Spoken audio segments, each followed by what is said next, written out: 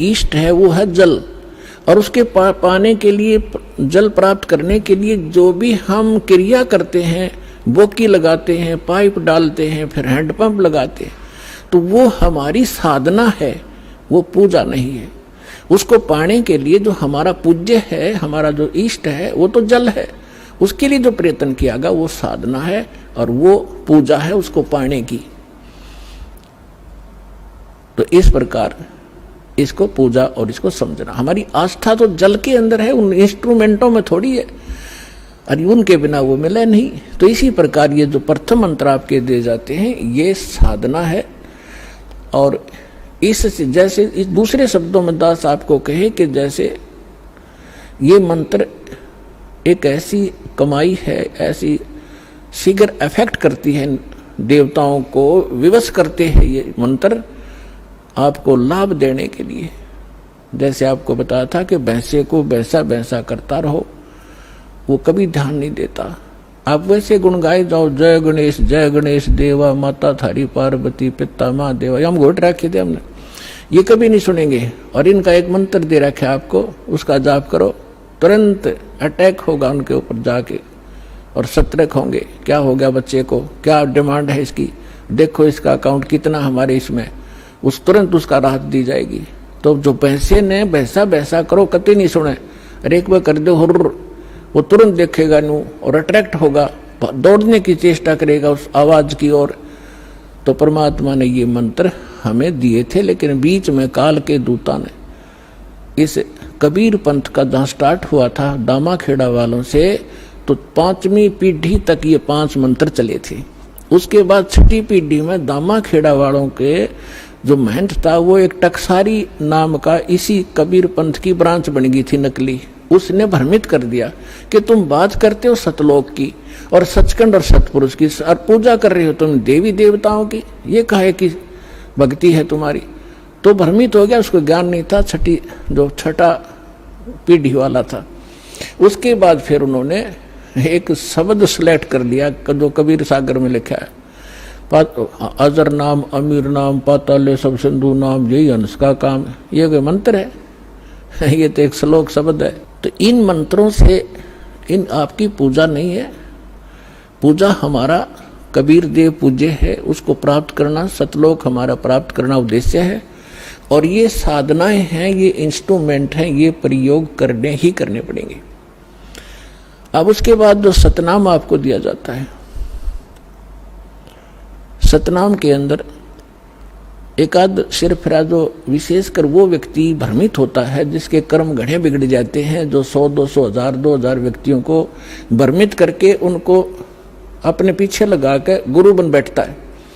अब क्या बन गई, परमात्मा की दया हो रही है, हमारे जो बच्चे शिष्य बनते हैं जो पहले अन्य इन गुरुओं के पास थे, अब बच्चे को बालक थोड़े ही एजुकेटेड हैं, दास ऐसे ढंग से ज्ञान देता है कि बालक भी समझ जा और प्रमाण देता है, तो उनको समझ में आ रहा है, वो अपने गुरुओं के पास जा रहे हैं। उन गुरुओं से भी कह रहे हैं जी आप भी चलो, आप भी भ्रमित हैं और हमें भी मिसगाइड किया आपने। आपका उद्देश्य तो ठीक था कि हम कुछ मार्गदर्शन करें, लेकिन आपको ही नहीं पता, आप झूठे गाइड बन गए, आप भी चलो। तो जो अच्छी आत्माएं हैं वो आ जाते हैं, दीक्षा भी ले रहे हैं। एक तो ये कह रहा था कि मेरे 20,000 शिष्य हैं, मुझे ये ज्ञान मिला, पहले मैंने ज्ञान गंगा पढ़ा और फिर मैंने अपने शिष्यों से कहा कि तुम भी पढ़ो, देखो इसमें क्या है। तो उन शिष्यों से ने कहा जी इसमें तो अद्वितीय ज्ञान है। तो मैंने कहा कि जाओ तुम दीक्षा लेकर आओ। तो वो अपने शिष्य भेजे उस प्यारी आत्मा ने, और अब कह रहा था पिछले सत्संग पे कि पिछली बार मैं भी आ गया हूँ और शेष को भी अब जाके ये ज्ञान गंगा दूंगा और यहाँ लाऊंगा। ये है महान आत्मा। ठीक है, जब तक धोखे में हम भी थे, गलत साधना हम भी कर रहे थे, जिस दिन पता चला उसी दिन हम दिशा बदल ली। तो बुद्धिमान होता ही है। और एक ऐसा सिरफिरा मिला, चेले भी उसके साथ थे, चेलों के सारी समझ मारी, रूस में अहंकार अभी शेष था। वो खड़ा लाइन में कहने लगा जी मैंने 2 बात करनी है। वो कहते हैं जी ये हमारे गुरुजी थे पहले और आज इन्हें दीक्षा ले ली है। अब वो प्रथम दीक्षा ले ली, द्वितीय दीक्षा ली, जब उसने कहा कि ये क्या है, ये वही मंत्र है, उल्टे सुल्टे करके दे रहे हो, ये कोई सतनाम हुआ? तो पुण्यात्मा यही मार खाता ये प्राणी। वो एम था उसके अंदर, अहंकार था। अब डॉक्टर मैं हूं और रोगी वो बनकर आ रहा है, और डॉक्टर की दवाई में वो ऑब्जेक्शन कर रहा है। एक जड़ी बूटी होती है, उनको अगर 4-5 जड़ियां मिलाई जाती हैं तो उनका गुण धर्म कुछ अन्य होता है, वो कुछ अन्य लाभ देती है। और जब उनको सिंगल सिंगल खाया जाता है तो वो अलग लाभ देती है, और जिनको 2 में मिलाकर खाया जाता है तो वो अन्य लाभ देती है। तो इस प्रकार उसको समझाने की चेष्टा की, और वो उसका सौभाग्य दुर्भाग्य साथ है, उसका समझ में आयिक ना हुई। तो आपको भी बता रहा हूं कि ऐसे भ्रमित ना होना। पहले तो ये देखो कि जो ज्ञान दास ने आपके रूबरू किया है, विश्व में आज तक ब्रह्मा विष्णु महेश क्लियर नहीं कर सके इसको, इस दास पे दया हुई। तो आगे कौन सी का चीज छोड़ दूंगा मैं, ये भी विचार कर लेना।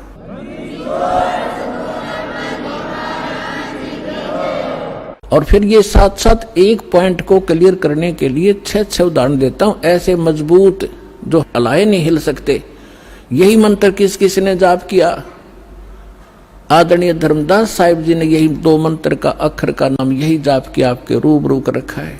नानक साहिब जी परमात्मा से सीधे मिले, परमात्मा उनको बेई नदी पर जिंदा महात्मा के रूप में सचखंड लेकर गए, और फिर उनको वापस छोड़ा। तीसरे दिन अदृश्य रखा, और फिर उन्होंने कौन सा नाम जाप किया?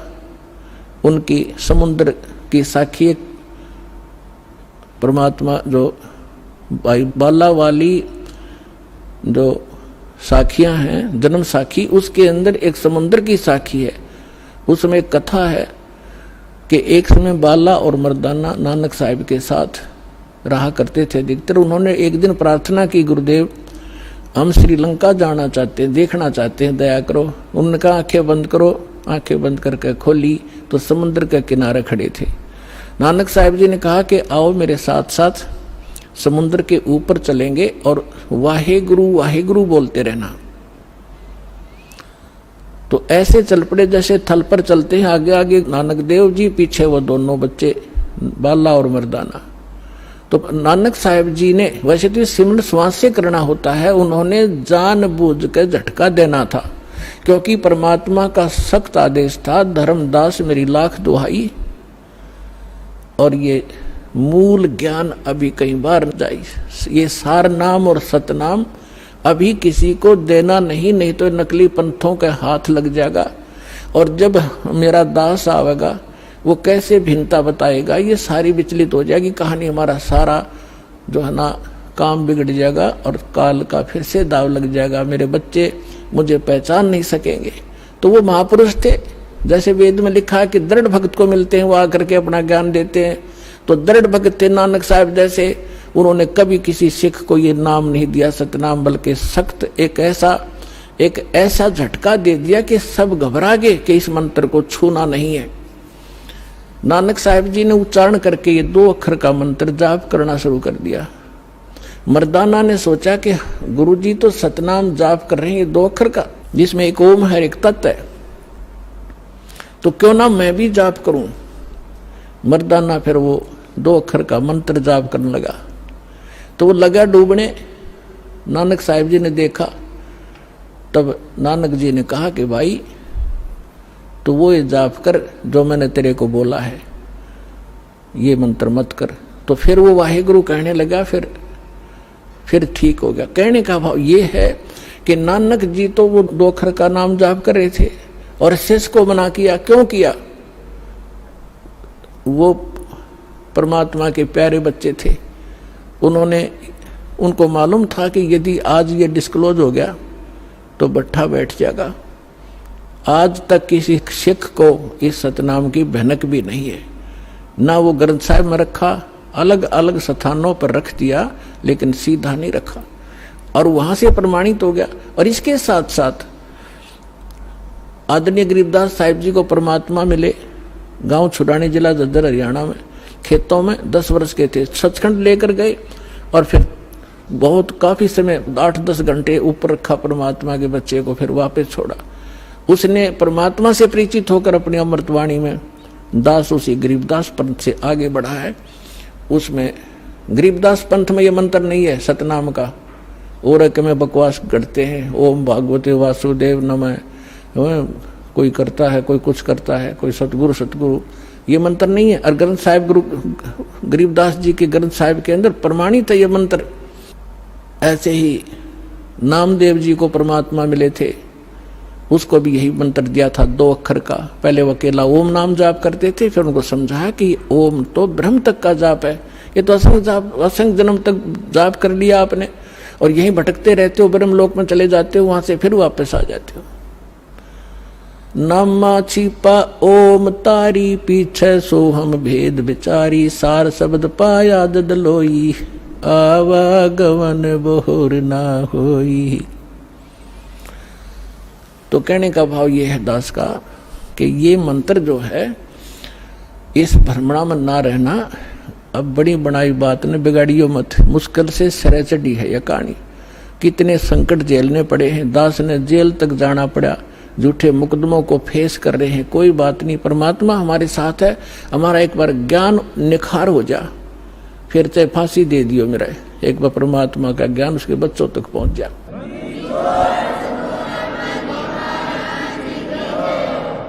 तो पुण्यात्माओं, परमार्थ के लिए संत आते हैं, और जो परमार्थ नहीं कर सकता वो खाक संत है।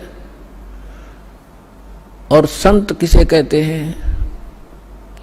सतगुरु उसे कहते हैं। सतगुरु के लक्षण कहूं, मधुरे बैन विनोद, 4 वेद 60 शास्त्र वो कहे 18 बोध। सतगुरु होगा जो इन सदग्रंथों से ज्ञान दे और प्रमाणित ज्ञान हो। अब जो प्रसंग चल रहा है कि जैसे अब आप जी नियमित रहे, अब आपको कुछ दिन समस्या रहेगी, क्योंकि अभी हमारे इस ज्ञान का प्रकाश कम हुआ है। घर घर के अंदर विरोध है, गांव गांव में विरोध है, समाज के अंदर विरोध है, क्योंकि जगत और भगत के क्रियाओं में और विचारों में सदा से भिन्नता रही है।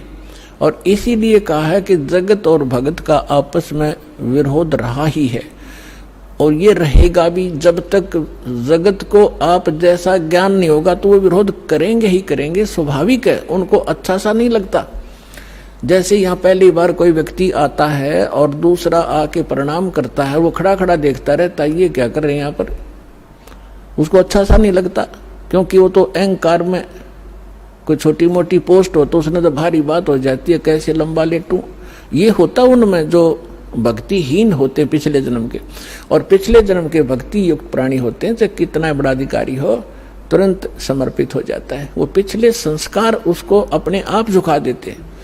उदाहरण के लिए जैसे सरसों आपने देखा होगा, सरसों जब तक उसकी फलियों में दाने नहीं होते, यानी उसकी कीमती नहीं होती, तब तक वो ऐसे खड़ी रहती है। और जो जो वो पकती चली जाती हैं और वो उनमें वो कीमती बनती जाती है, उनकी वैल्यू बनती है, वो झुकना शुरू कर देती है, और इतनी झुक जाती है कि जमीन को छूने की चेष्टा करती है, क्योंकि ईब उनकी कीमत बन गई, वो कीमती हो गए, उनके अंदर वो शक्ति आ गई, वो कीमत बन गई। और जब तक वो यूजलेस थी, वो न्यों खड़ी थी आकड़ी ऊपर ने। तो इसी प्रकार जो पूर्व जन्म के भक्ति युक्त होते हैं, उनका स्वभाव होता झुकने का, वो खड़े रह ही नहीं सकते। उनके अंदर पिछली भक्ति इतनी जबरदस्त होती है। और जो भक्तिहीन होते हैं वो आकड़े रहा आकड़े, लेकिन उनमें भी भक्ति बन जाएगी। सत्संग सुनेंगे, भगवान की अमृत वाणी सुनने मात्र से संस्कार शुरू हो जाते हैं। चाहे वो घर पर सुन रहा है मालिक दास के वचन, किसी टीवी पे, या अपने किसी इस सिम के अंदर, या इस चिप के अंदर से जो सत्संग सुनते हैं, वो भी संस्कार भरने शुरू हो जाते हैं, उसमें वजन बनना शुरू हो जाता है। फिर धीरे धीरे यहाँ भी आता है, फिर सत्संग सुनता है, यहाँ जो है प्रणाम करता है, फिर उसके अंदर वो भक्ति संग्रहित होकर अपने आप झुकना उसका स्वभाव बन जाएगा। फिर उसको बुरा लगेगा जब झुका नहीं का, प्रणाम नहीं करेगा तो उस पर कह नहीं जा। तो जो प्रसंग चल रहा है कि अब ये बिचली पीठी चल रही है, और इसमें क्योंकि सत्संग एक सामूहिक तौर से सब विचार व्यक्त किए जाते हैं, ये एक सामूहिक लेक्चर है जिसमें प्रथम कक्षा के बच्चे भी होते हैं जो पहली बार आए हैं, कुछ ऐसे भी होते हैं जो वैसे ही सत्संग श्रवण करने के लिए भी आए हैं, कुछ ने आज ही उपदेश लिया है, कुछ 2 वर्ष के हो गए, कोई 4 बार आए हैं, कोई पुराने भक्त हैं। तो सभी के अनुकूल इस सत्संग के माध्यम से ही संदेश दिया जाता है, और उनको जिसको जहाँ कोई त्रुटि होती है ये वचन वही काम करते हैं। जैसे आपको कोई बीमारी रोग है, इंजेक्शन कुल्ले पर लगाएंगे, वो उसी दर्द पर जाकर काम करेगा जो रोग होगा। इसी प्रकार कोई रोग की टेबलेट है मुख से खाई जाती है, वो अपने आप वहां काम करेगी जहां वो रोग है। तो इसी प्रकार ये सत्संग सामूहिक तौर से सबके ऊपर बिखेरा जाता है, और जिस सत्र का जो भक्त होता है उसको उसी सत्र का ज्ञान उसके लिए अनिवार्य होता है, और उससे फिर वो प्रेरित होता है, फिर संभल जाता है, कोई त्रुटि भी उससे हो जाती है। तो इसलिए इस सामूहिक तौर से सभी फाउल पॉइंट भी बताए जाते हैं कि यहाँ आप मार खाते रहे हो और ये समस्या आ जाती है। तो दास जो कह रहा था कि अभी आपको कुछ परेशानियां आएंगी, और आ भी रही हैं, और फिर भी आप संघर्ष कर रहे हो समाज के साथ, क्योंकि आपको ज्ञान सही प्राप्त हो गया और आपको सुख भी मिल रहा है, और समाज अभी इस ज्ञान से अपरिचित है। तो अभी कुछ दिन और थोड़ी सी समस्या आपको रहेगी, फिर जब पूरे विश्व में यू ज्ञान फैल जाएगा, सब आपके साथी हो जाएंगे। आप जो भी वचन कहोगे, जैसे हमने रामायण और महाभारत सुनते सुनते कान पक गए, हजारों वर्षों से सब ने सुन ली, सब ने मान ली, सारी सही बिल्कुल राम कृष्ण समर्थ भगवान। अब कोई भी कितना खड़ा होकर कोई कहा करता कृष्ण जी ने न्यू कर दिया, सारे नाड़े लाया करते, हाँ जी बस ये समर्थ शक्ति है, सर्वशक्तिमान है, हाँ जी। अब कहते हैं झूठ को 100 बार सुन ले वह सच लगने लग जाती है, और हमने सुन रखी थी लाखों बार, तो वो एक रस हो गया था, कोई ऑब्जेक्शन नहीं रहा। अब ये सच्चाई भी ऐसे ही दास बार बार रह कर सुनाओगा, तो ये सच्चाई भी आपको एक दिन सबने स्वीकार करनी पड़ेगी, और सभी ऐसे ही गर्दन हिलाया करेंगे, बिल्कुल सही, यही है ज्ञान, और ज्ञान ही नहीं, और यही कबीर है भगवान, और भगवान ही नहीं, इस ज्ञान से ही होगा। तो इस प्रकार अभी आपको प्रॉब्लम रहेगी, और संघर्ष करो। ये तो आजादी की सी लड़ाई समझ लेना, लेकिन हमारी लड़ाई हथियारों की नहीं, ज्ञान के शस्त्र से हमने लड़ना है। कबीर साहब का ज्ञान ऐसा है, कहते हैं और ज्ञान सब ज्ञानड़ी, कबीर ज्ञान सो ज्ञान, और जैसे घोड़ा तोब का करता चले मैदान तो कर दिया शंकराचार्य, हमने निमंत्रण उनको दे लिया, कहा जाओ जी चर्चा करो, कुछ हमारी त्रुटि हमें बताओ, आपकी हम बतावाएंगे, उसको एक समाज को एक दिशा दे दें। लेकिन कुछ भी रहा हो, चाहे वो अपने आप को गण्याडी मान रहे होंगे, के जावा रामपाल का तो कोई अस्तित्व नहीं है, लेकिन फिर भी गरीब के पास भी आ जाना चाहिए बड़े आदमियों ने, जो आमंत्रित करता है।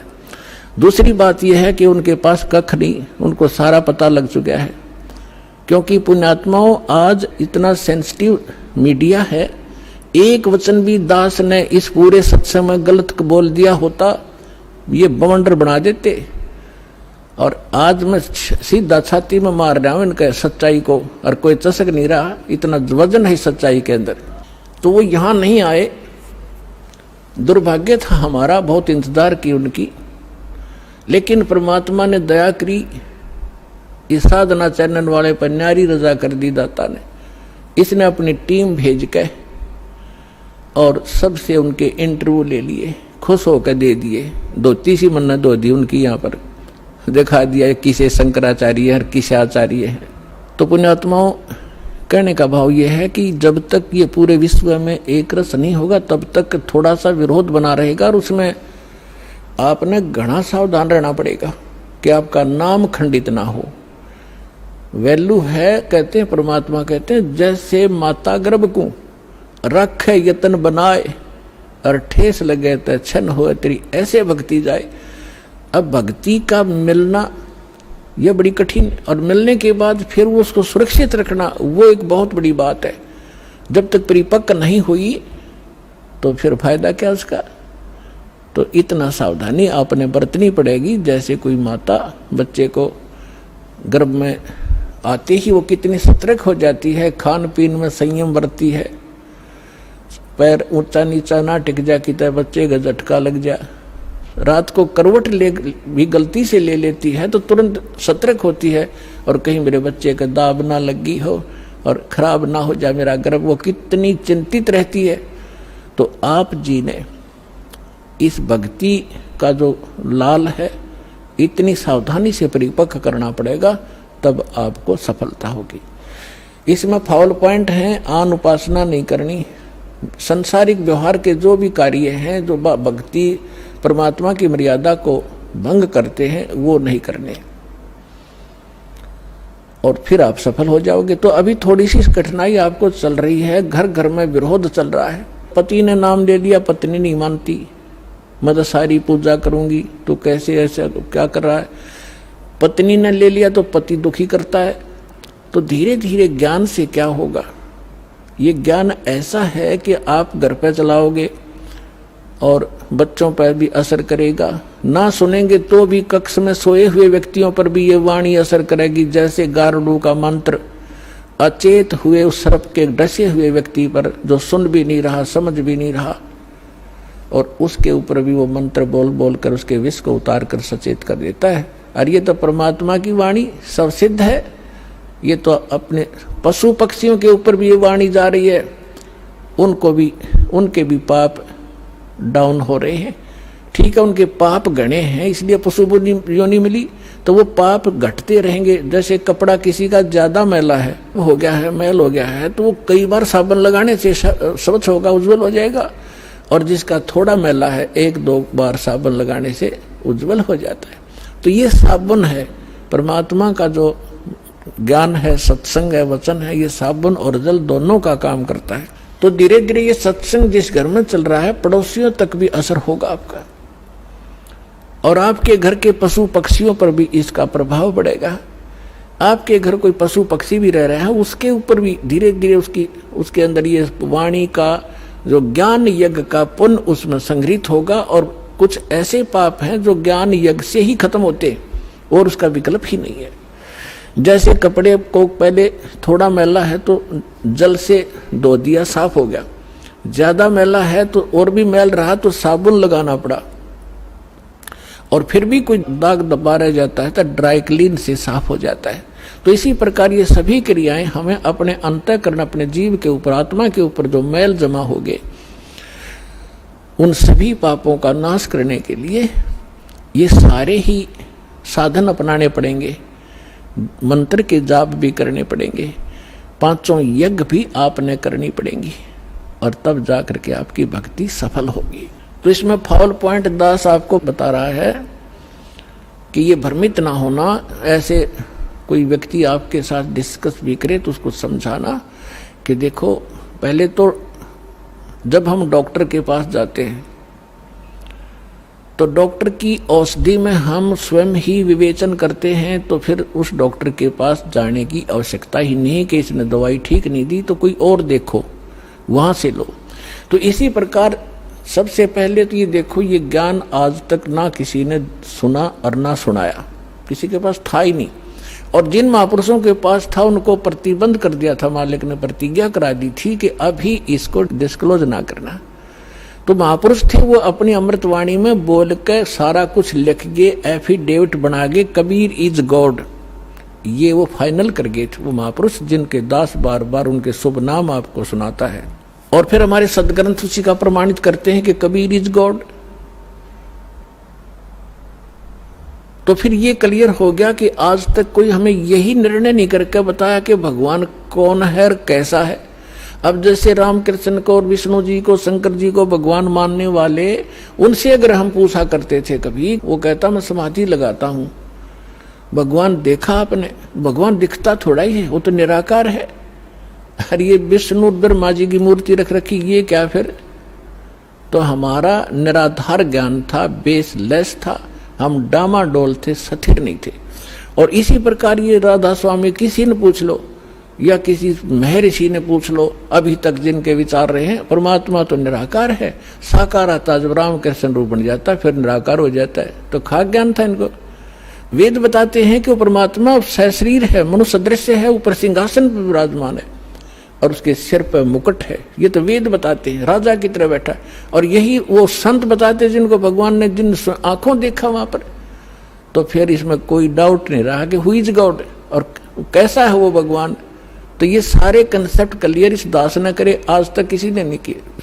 तो इसी प्रकार इस साधना पर भी विश्वास करना, किसी से डगमग ना होना, क्योंकि काल ने अपने एजेंट छोड़ रखे हैं। वो अपने कर्म बिगाड़े हैं तो वो भी भगवान के बच्चे, पर भ्रमित है, उस काल से प्रेरित है। उनका दुर्भाग्य है कि वो अशुभ काम पर लगे हैं। तो दास की उन सभी संतों से भी प्रार्थना है कि वो भी भगवान के बच्चे हैं और परमात्मा के बच्चों को मिसगाइड करके वो भगवान के दोषी हो रहे हैं। सबसे बड़ा अपराधी इस पृथ्वी पर यदि कोई प्राणी है जो गलत ज्ञान प्रचार करता है, वो भगवान का सबसे बड़ा अपराधी है। और आज देख लो, आज तक इस दास के अतिरिक्त या पहले महापुरुष रहे, उन्होंने जो ज्ञान दिया वो अपने सत्र का दे ही गए, उन्होंने आगे नहीं ये मंत्र वगैरह डिक्लेयर किए, वो बात अलग है। लेकिन वर्तमान में इस दास के अतिरिक्त सभी मिसगाइड किए बैठे, ये संत, मंडलेश्वर, आचार्य और शंकराचार्य। तो ये अपराधी उस परमात्मा के, इनको चाहिए अपना भी कल्याण करावें और सच्चाई से अपने अनुयायियों को भी परिचित होने दें, इनका भी कल्याण हो जाएगा। समय आ गया, ये तो होगा ही होगा। ये कह देंगे तो इनका जो है बड़ी शाबाशी होगी, इनकी इज्जत रह जाएगी। और नहीं तो चलिए तो यहाँ आवेंगे, फिर ये अकेले बैठे रहेंगे वहां पर, रोए जाइए अपने कर्माने। आज कौन ऐसा मूर्ख है जो अपने जीवन को नाश करेगा जब पता लग जाए? तो फिर दूसरी समस्या ये आती है कि गुरु नहीं बदलना चाहिए। कोई बात हुई या एक डॉक्टर से इलाज नहीं होता तो 100 बदलने चाहिए अपनी जान बचाने के लिए। और कबीर साहब कहते हैं, जब लग गुरु मिले नहीं साचा, तब लग गुरु करो 10 पांचा। और झूठे गुरु के पक्ष को तज ना लावे वार, और द्वार ना पावे शब्द का वो भटके वार का वार। और इतना शीघ्र बदल देना चाहिए गुरु को। कबीर साहब कहते हैं कि डूबे थे पर उबरे, गुरु के ज्ञान चमक, और बेहरा देखा जरजरा, उत्तर चले फड़क। पहले बेड़े होया करते थे, फ्लोटिंग लकड़ियों का एक बेड़ा बना लिया। अभी तो नौका तो बहुत बाद में चली है, पहले बेड़ा होया करता था, उसके ऊपर बैठकर दरिया को पार करके अपना कोई काम करने जाते थे, उन बेड़े के ऊपर बैठ के जाया करते। तो वो बेड़े कई बार गल जाते थे, कंडम हो जाते थे। तो जब परमात्मा कहते हैं कि जिस साधना को आप कर रहे हो, जो गुरु की, जिस गुरु के जहाज में आप बैठे हो, उसका जब आपको उसके सामने दूसरा जो बिल्कुल ओके बेड़ा आ गया, नौका समझ लो आप, बेड़ा तो नहीं समझ में होगा। अब एक नौका है जिसमें आप बैठे हो, उसके अंदर सुराख हो गया है और जल उसके अंदर घर कर रहा है, अंदर प्रवेश करना शुरू कर दिया है। और उसके बराबर में दूसरा कोई सही ओके नौका रख देता है, साथ में खड़ा कर लेता है, और वो कहता है कि भाई तुम डूबोगे, इसमें आ जाओ। अब जिसने गुट्टी सूटी ला रखी होगी, नशा कर रहा होगा, तो ठीक है मौज हो रही है, वो तो डूबेंगे। और जिनको नशा नहीं है और उनको पता लग गया दोनों का डिफरेंस कि ये जल आ रहा है, तुम डूबोगे इसमें, तो वो जो जिनका नशा नहीं है वो तुरंत 1 सेकंड भी ना लावे, तुरंत कूद जाएंगे उसके अंदर। तो यहाँ परमात्मा कहते हैं, डूबे थे पर उबरे, गुरु के ज्ञान चमक, और बेड़ा देखा जर्जरा, यानी टूटा फूटा डूबोण वाला, उत्तर चले फड़क। फड़क जैसे पशु कई बार आवाज सुनकर हॉर्न की फड़क को भाग जाता, काफी दूर बहुत स्पीड से भागता एकदम। तो कहते हैं ऐसे कूद गए दूसरे में। तो परमात्मा कहते हैं झूठे गुरु के पक्ष को तजत ना लावे वार, 1 सेकंड के अंदर बदल लेना चाहिए। और पुण्यात्माओं, आज इस विश्व में कोई गुरु नहीं है इस दास के अतिरिक्त। सतगुरु की तो बहुत दूर की बातें हैं, वो गुरु भी नहीं है। तो कबीर साहब कहते हैं, गुरुआ गाम बिगाड़े संतो, गुरुआ गाम बिगाड़े, गुरुआ गाम बिगाड़े संतो गुरुआ गाम बिगाड़े, ऐसे कर्म जीव कहला दिए ईब जड़े ना धाड़े। है अब परमात्मा रह रहकर अपने उस ज्ञान के माध्यम से हमें बताना चाहते हैं कि गुरुआ गाम बिगाड़े संतो, इन गुरुआ गाम बिगाड़े, इन नकली गुरुओं ने जगह जगह गुरु बने बैठे, और ऐसे कर्म जीव कहला दिए बहुत झड़े ना झाड़े।